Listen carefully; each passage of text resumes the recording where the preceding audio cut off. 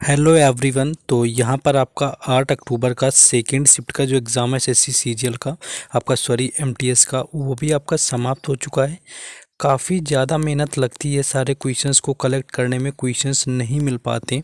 Any how फिर भी मैं क्वेश्चंस लेकर के आता हूँ, फिर भी मैं देखता हूँ कि ना तो वीडियो लाइक ज़्यादा होते, मान लीजिए 100 से ज़्यादा लाइक देखने को नहीं मिलते, ना तो वीडियो शेयर होती है और ना ही इतने ज़्यादा व्यूज़ होते हैं कि 4 से 5 हज़ार लोग कनेक्ट हों, लोग सब्सक्राइब करें। कुछ भी नहीं ऐसा होता है, मतलब जितना हार्डवर्क इस एग्ज़ाम में लग रहा है उसका कुछ भी यहाँ पर देखने को नहीं मिलता है। तो चलिए फिर भी आप लोगों से रिक्वेस्ट है कि आप लोग ज़्यादा से ज़्यादा संख्या में आकर के वीडियो को लाइक करेंगे, शेयर करेंगे अगर आप लोग कहीं पर कर सकते हैं, और जो लोग नहीं सब्सक्राइब करें तो डू सब्सक्राइब द चैनल, क्योंकि हमको भी थोड़ा सा यहाँ पर अच्छा लगे काम करने में, थोड़ा मोटिवेटेड रहूँ मैं। तो चलिए शुरुआत करेंगे बिना टाइम वेस्ट किए।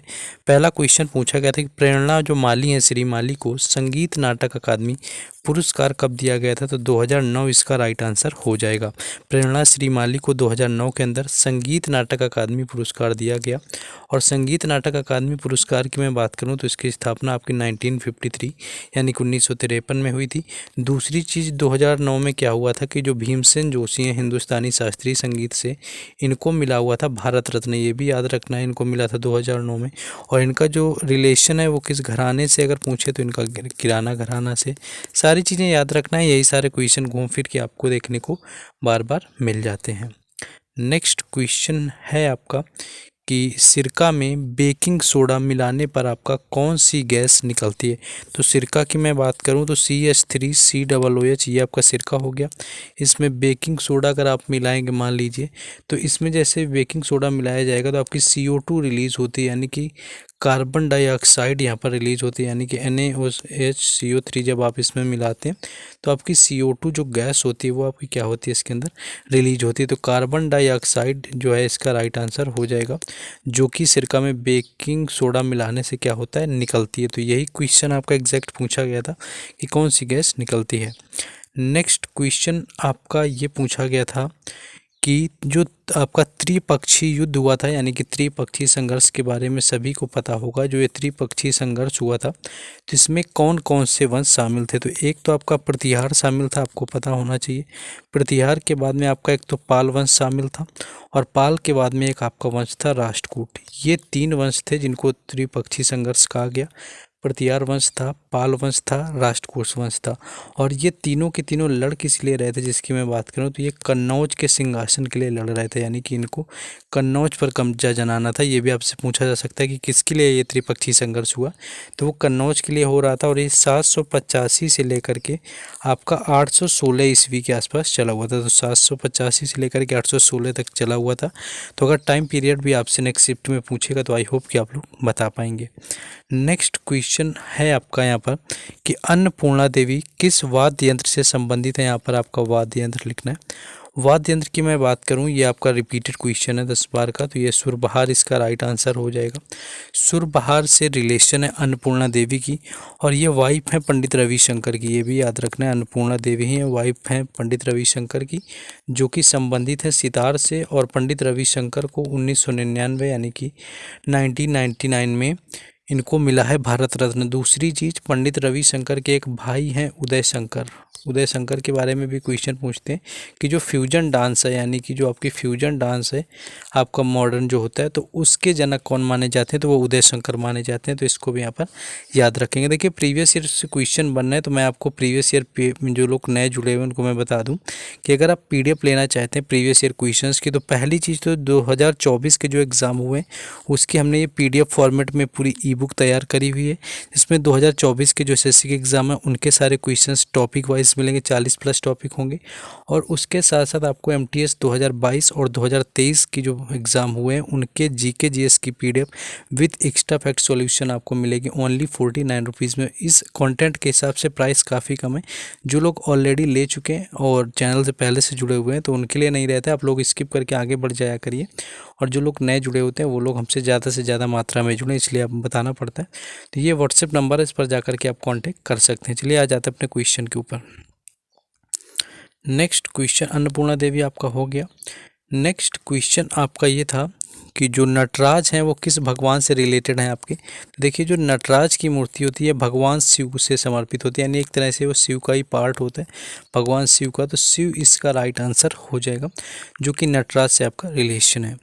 नेक्स्ट क्वेश्चन पूछा गया किस खाद्य सुरक्षा अधिनियम जो है किस वर्ष आया हुआ था। तो 5 सितंबर 2013 इसका राइट आंसर हो जाएगा, यानी वर्ष आपसे पूछा गया होगा तो 2013 राइट आंसर हो जाएगा, जब आपका क्या है खाद्य सुरक्षा अधिनियम आया हुआ था। इसी तरह आपसे अगर नरेगा अधिनियम पूछ ले तो वो आपका आया हुआ था 2006 में, उस चीज़ को भी याद रखना है क्योंकि अधिनियम आपसे पूछा जा सकता है। नरेगा की भी कब शुरुआत हुई थी, 2006 में हुई थी। तो 2013 जो है 13 आपका जो है खाद्य सुरक्षा अधिनियम का यहाँ पर राइट आंसर हो जाएगा। नेक्स्ट क्वेश्चन है कि वेदों की ओर लौटो इसका नारा किसने दिया हुआ था। तो दयानंद सरस्वती इसका राइट आंसर हो जाएगा, यानी जो दयानंद सरस्वती थे इन्होंने क्या नारा दिया, वेदों की ओर लौटो। इसके साथ इन्होंने एक और काम किया, 1875 में इन्होंने क्या किया, बॉम्बे के अंदर, प्लेस भी याद रखना है, बॉम्बे के अंदर आर्य समाज की स्थापना कर दी। ये भी याद रखना है कि आर्य समाज की जो स्थापना है वो भी दयानंद सरस्वती ही ने ही करी थी, 1875 के अंदर करी हुई थी और जो है बॉम्बे में करी हुई थी। नेक्स्ट क्वेश्चन एक सुप्रीम कोर्ट से रिलेटेड था कि जो सुप्रीम कोर्ट के आपके जज होते हैं वो आपके जो रिटायर होते हैं उनकी एज आपकी कितनी होती है मैक्सिमम। तो आपकी 65 वर्ष यहाँ पर राइट आंसर हो जाएगा, जो कि सुप्रीम कोर्ट से रिटायर होने वाले जज की उम्र होती है। दूसरी चीज़ यही चीज़ जब हाई कोर्ट में आपसे पूछेगा तो आपकी 62 वर्ष हो जाती है, तो ये आपको ध्यान रखना है। बाकी अगर क्वेश्चन में कुछ चेंजेस मिलते हैं तो आप लोग कमेंट बॉक्स में बता सकते हैं। सेकंड थिंग क्या है कि इन क्वेश्चंस की पीडीएफ आपको टेलीग्राम चैनल पर मिलेगी और बाकी सारी अपडेट जो है वो व्हाट्सएप चैनल पर मिलेगी। उन दोनों के लिंक जो है वो डिस्क्रिप्शन में गिवन है, तो जाइए और वहाँ से आप सभी को जुड़ जाना है। नेक्स्ट क्वेश्चन ये है कि हिंदू विधवा पुनर्विवाह अधिनियम किस वर्ष आया हुआ था। तो 1856 इसका राइट आंसर हो जाएगा, यानी कि 1856 में हिंदू विधवा पुनर्विवाह अधिनियम आया। इसके लिए जो कोशिश करी हुई थी एक्चुअली क्या कि आपकी सारी चीज़ें जो मैनेज करी बनाई वो डलहौजी ने करी हुई थी। अगर आपसे ये पूछे कि इस समय वायसराय कौन था, लेकिन इसको जो पारित करने वाले व्यक्ति था वो था कैनिंग, क्योंकि 1856 से ही आपका ये है डलहौजी गया था और कैनिंग आ गया था। तो पारित जो किया हुआ था इसने तो वो कैनिंग था, और भारतीयों की तरफ से ईश्वर चंद्र विद्यासागर जिसमें शामिल थे, ये याद रखना है। डलहौजी को भारत में रेलवे का जनक बोलते हैं क्योंकि 1853 में इन्होंने पहली बार जो है ट्रेन चलवाई हुई थी मुंबई से थाने के बीच में। दूसरी चीज़ याद रखना है, जो हड़प नीति है, हड़प नीति का भी फाउंडर जो है लॉन्च करने वाला कौन था, तो वो था डलहौजी। नेक्स्ट क्वेश्चन एक हॉकी से क्वेश्चन देखने को मिला कि भारतीय हॉकी टीम ने पहली बार गोल्ड कब जीता एग्जैक्ट। अब gold hockey I think Olympic में ही पूछा गया होगा, क्योंकि ये पहले भी क्वेश्चन इस तरह से पूछा गया, तो ओलंपिक का ही पूछते हैं। तो पहला गोल्ड आपका 1928 में जीता हुआ था, और ये था आपका एम्स्टर्डम, ये एम्स्टर्डम का था, ये चीज़ याद रखना है, ये एम्स्टर्डम का था, 1928 का रहा हुआ था आपका भारतीय हॉकी ने जब पहली बार गोल्ड जीता हुआ था। अब तक की मैं बात करूं तो कुल 8 बार भारतीय हॉकी टीम गोल्ड जीत चुकी है। और क्वेश्चन इस तरह से पूछते हैं कि कौन सा स्पोर्ट है जिसके अंदर भारत ने अब तक 8 गोल्ड मेडल जीते हुए हैं, तो वो आपका हॉकी स्पोर्ट होता है। तो इससे क्वेश्चन काफ़ी बार बन जाता है। जो सेम क्वेश्चन अभी ये मैंने बताया ये पहले भी अभी पूछा जा चुका है, पहला जो है गोल्ड ओलंपिक में कब जीता। नेक्स्ट एक आपका आर्टिकल 21 से यानी कि अनुच्छेद 21 पूछा गया था। तो ये आपकी जीवन और व्यक्तिगत स्वतंत्रता से रिलेटेड है, यानी कि जीवन हो गया और जो व्यक्तिगत स्वतंत्रता होती है इससे आपका रिलेटेड होता है आर्टिकल 21।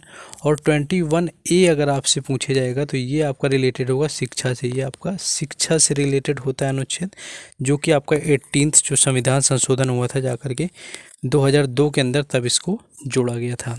नेक्स्ट क्वेश्चन आगे है, हाँ कबड्डी कोर्ट की लंबाई यहाँ पर एक पूछी गई थी आपसे। कबड्डी कोर्ट की मैं बात करूं कि इसकी लंबाई कितनी होती है, तो देखिए ये मेल के लिए अलग होती है, फीमेल के लिए ये चीज़ अलग होती है। तो मेल की मैं बात करूं तो मेल के लिए 13 लंबाई होती है और 10 आपकी चौड़ाई होती है, ये चीज़ आपको याद रखना है।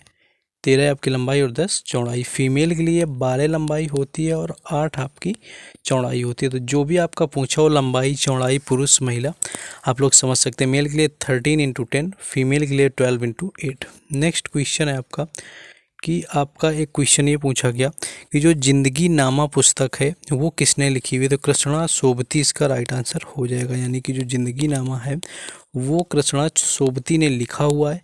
बाकी इनकी डेथ भी पूछे तो अभी इनका 2019 में ही निधन हुआ था, यानी कि जो कृष्णा सोबती थी इनका 2019 के अंदर ही निधन हुआ था, जिन्होंने ज़िंदगी नामा बुक लिखी हुई है।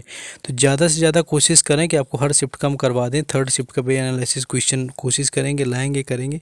बस अब आप अपनी रिस्पॉन्सिबिलिटी निभाइए कि वीडियो को लाइक करें, शेयर करें, सब्सक्राइब जरूर करें और लोगों से करवा भी दें, ताकि काफ़ी जल्दी हम यहाँ पर आपका 20K का माइलस्टोन पार कर लेंगे, 20,000 का।